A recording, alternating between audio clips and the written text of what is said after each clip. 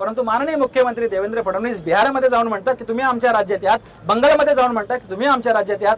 अहो हे किती, या मुंबईमध्ये फक्त 40 लाख लोकसंख्या राहण्याची ही मर्यादा आहे, आज 2.5-3 कोटी लोकसंख्या वाढली आहे। याच्यावरती काय मर्यादा आणली पाहिजे की नाही? आज या 1 मे महाराष्ट्र दिनानिमित्त मी सरकारला विनंती करतो, माननीय निवडणूक आयोगाला विनंती करतो, माननीय राज्यपालाला विनंती करतो की ज्या आमच्या स्थानिक स्वराज्य संस्थेच्या निवडणुका आहेत, या स्थानिक स्वराज्य संस्थेच्या निवडणुकीमध्ये या परप्रांतीयांचा मतदानाचा अधिकार इथे दिला नाही पाहिजे। कारण हे बिहारमध्ये मतदान करतात, उत्तर प्रदेशमध्ये मतदान करतात आणि पुन्हा महाराष्ट्रामध्ये पण मतदान करतात। म्हणजे यांना स्वतःचे राज्य पण घडवायचे आहेत आणि महाराष्ट्राचे देखील वाटोळं करायचे आहे। आणि कुठेतरी यांना स्थानिक स्वराज्य संस्था म्हणजे काय, स्थानिकासाठी असणारी एक संस्था, तिथे यांचं काय काम आहे?